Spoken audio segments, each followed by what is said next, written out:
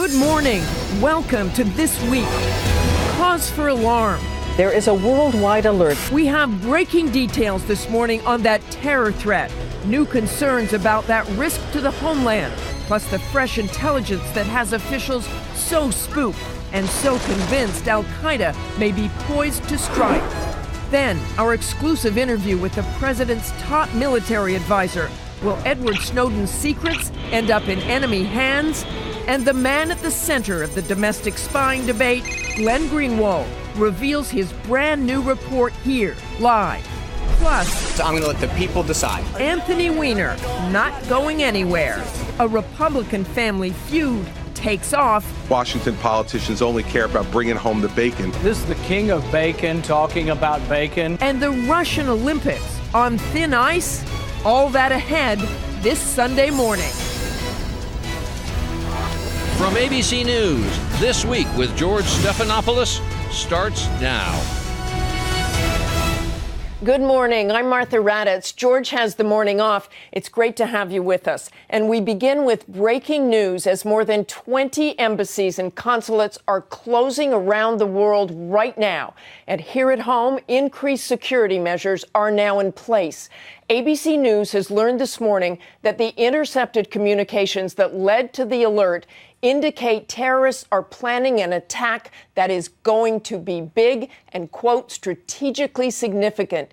Yesterday, the White House held an hours-long meeting, high-level meeting, with the country's top national security officials to discuss the response to the threat. And we've just learned what went on at that meeting. So let's go straight to John Karl, who is at the White House. And John, it sounds like the national security community is really spooked by this. No doubt about that, Martha. The high-level meetings here at the White House over the weekend are a sign of just how seriously the U.S. is taking this threat. In fact, officials tell us they believe that there are al-Qaeda operatives already in place for this attack in Yemen and possibly in other countries as well. The cause for concern are those intercepted communications from the leadership of the al-Qaeda affiliate in Yemen. One U.S. official telling us, quote, "The part that is alarming is the confidence they showed while communicating and the air of certainty about their plans."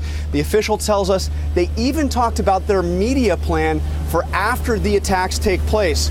Now, one of the things that is especially concerning about the al-Qaeda affiliate in Yemen is that they have developed techniques to evade Western security measures. Specifically, officials are concerned about terrorists carrying surgically implanted bombs. As one U.S. official told us, quote, "These are guys who have developed the techniques to defeat our detection methods." John, people I've talked to said they don't really know exactly what the target is, even if it's an embassy or consulate. What do you know about that? That is exactly right. They've closed those embassies and consulates, Martha, because they are strategically significant and would fit that description. But there is no guarantee that this would be an embassy or a consulate. As a U.S. official told us, we do not know whether they mean an embassy, an airbase, an aircraft, or trains.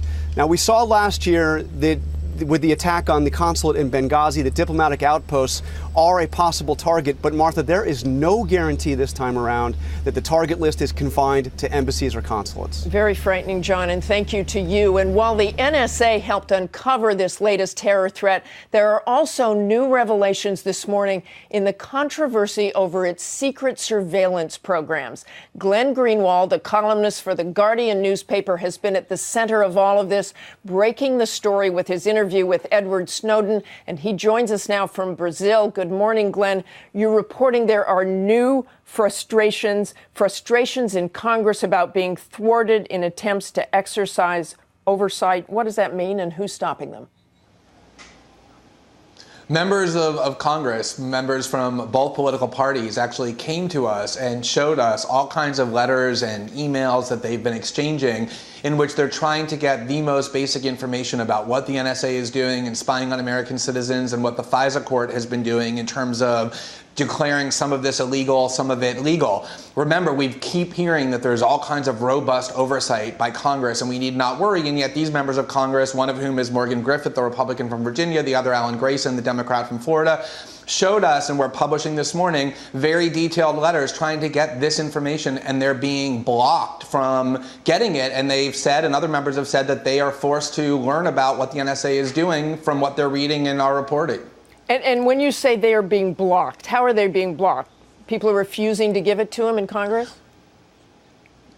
Correct. I think the most amazing thing, one of the most amazing things in this whole episode, Martha, is that there's a 2011 opinion, 86 pages long, from the FISA court that ruled that much of what the NSA is doing with spying on American citizens is both unconstitutional, in violation of the Fourth Amendment, and illegal, a violation of the statute. This opinion remains a complete secret. The FISA court has said they have no objection to having it released, but the Obama administration insists it has to be secret.